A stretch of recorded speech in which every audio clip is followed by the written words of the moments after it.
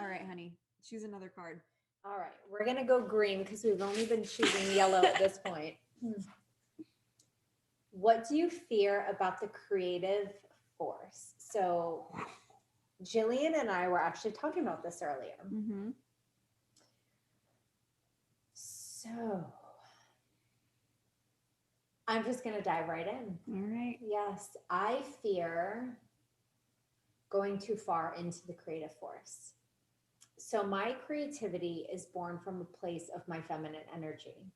And as I have been diving deeper into that space of feminine energy, it has brought up that sense of sexuality and sensuality. And ladies, that's a very powerful force. Yes. Yes, our yoniverse. I thought I maybe made that up, but then I Googled it and it's actually a thing. It's already been a thing, but I had never heard of it. But yoniverse is that center of birth, which is creativity. So it's not necessarily a physical manifestation of birth. It doesn't necessarily mean we all give birth to actual babies, but we give birth to creativity, whether that's an idea, an image of whatever your creative process is. For some of us, it is giving physical birth. I have a son, I have a 15-year-old. So I have both given physical birth and I have given creative birth. And so as a female, despite what the patriarchy has taught us, we are actually very powerful beings. And that is actually why we have been so repressed, because there is that awareness that women, with our sexuality, with our sensuality, we are extremely powerful forces in the universe. We birth, we create, we design, we cultivate, and that is the most powerful energy because it is also destructive. Mm-hmm. We can create and we can destroy. And so my fear is losing control of that, is getting so caught up in the ego version of that I get swept away in the power of it. Yeah. And so working on grounding that, using goddesses such as Saraswati and Lakshmi, and just more grounded goddesses in the compassionate environment, more in that heart space loving environment, to make sure that I'm connected and grounded and not in that space of fire and the masculine energy of that creative force. I'm not going to politic. I'm going to answer this question. Yes. But I think it's really interesting how goddesses such as Kali. Oh, I love Kali. That's my girl. Yeah. So Kali's, she's part of her energy is destroying. Oh, yes. But you wouldn't get upset at a sketch artist for like picking up an eraser and being like, I'm gonna edit this, I'm gonna alter this and just erase it. But we get very rattled when that happens in our lives because we stay under the illusion that whatever's happening for us is more static and more permanent than it actually is. And I think that was what was very jarring about the pandemic, and coming to find out that some of these structures that we so heavily rely on are really not as stable as we thought they were. They have the stability of a Jenga board that's, like the game is advancing now. And like on one like Jenga piece. Yeah. And I think you offer an important distinction of the creative force. So like we've been talking about goddesses, the creative force of the darkness of the divine feminine. And darkness doesn't mean bad the way that we've been conditioned to view it. It's just unknown stuff. It's the wild feminine. It's the feminine wilds, if you will. Yes. Or loba, the wolf. That feminine wolf energy. Yes. So when we talk about ego are the parts of our personality that are built on top of wounding, Mm. and those are codependency, loss, abuse, and neglect. Fear. Yes, and the things that grow out of them. But the feminine energy is the creative force, and it's largely unknown simply because, like, if you were to look into the sky and look at space, it's so expansive and so big and so broad.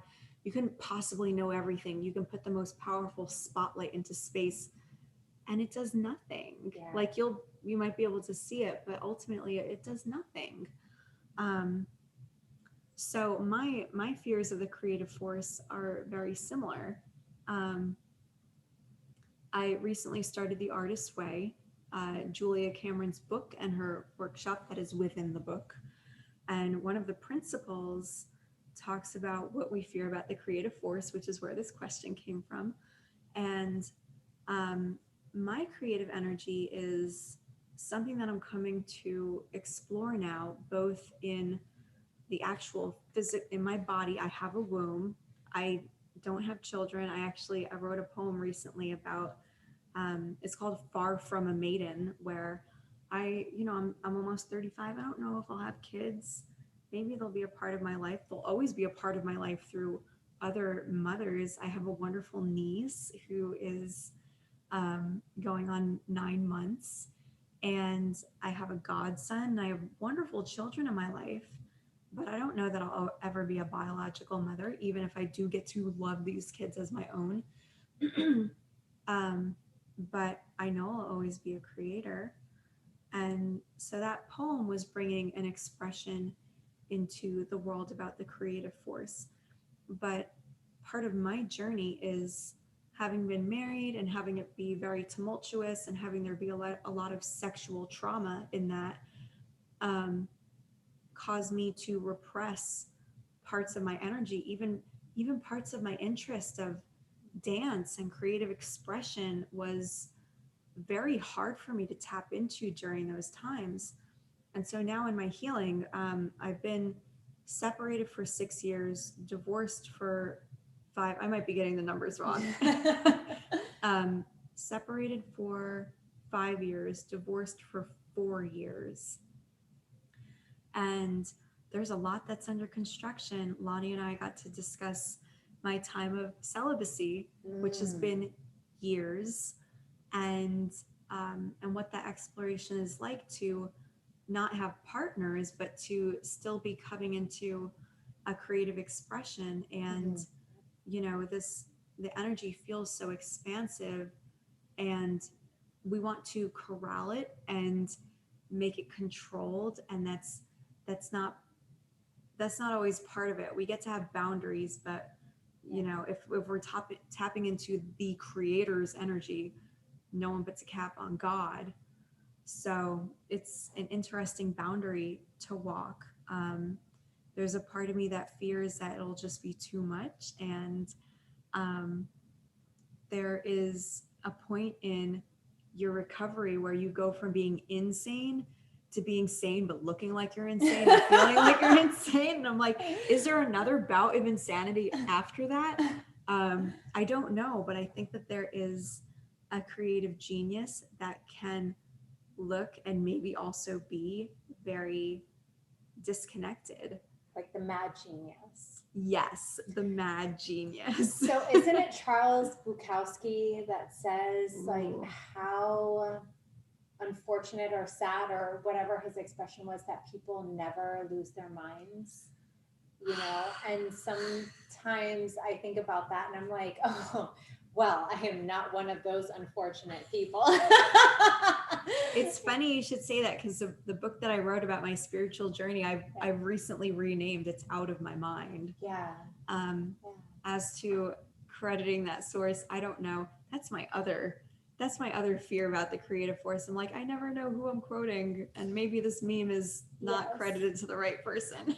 But see, that just actually gives testament to how connected we are. Mm-hmm. Like the word universe, it just all of a sudden was like, bam, in my lap. And my girlfriend. Literally in your lap. In my lap. Whoop.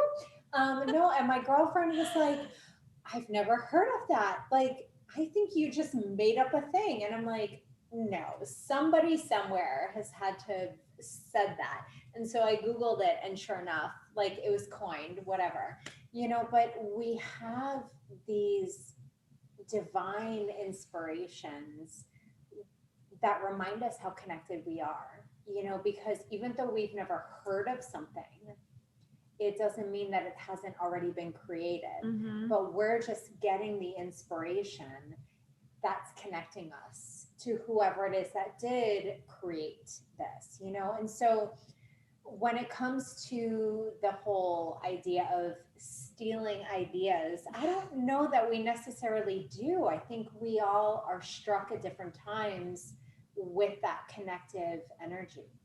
I agree. And also, what was it, the the thousandth monkey experiment, where at a certain in point, China or something? I think it was like one of the island nations, like maybe Okay, Japan or Indonesia, Yeah. where they were studying monkeys on all these different islands. And the premise of this study was to show the interconnectedness of beings, Yeah. and to show that there was a conscious web that we all had access to, even if distance separated us. Correct. And it had to do with the monkeys finding fruit and washing it off in a certain way, etc. And they found that by the time that the 1000th monkey had demonstrated the same behavior, it was the entire group consciousness shifted, and like this, whatever trait it was, became assimilated. Oh, wow. And I think that's an interesting idea to play with, because we, whether it's mirror neurons of me knowing that you're upset because I'm seeing it and mirroring it in my body, in my face, and now my body's feeling that, or monkeys washing off fruit, we're connected, and there's no way around it. No, but that leads then into that whole concept of not just generational trauma, but historical trauma, and how energetically we carry all of that within us. And it doesn't matter if we've experienced it or not, if it's passed along in generations, we're born with it. Yes. There's a lot of ways to pass things on. Yes, there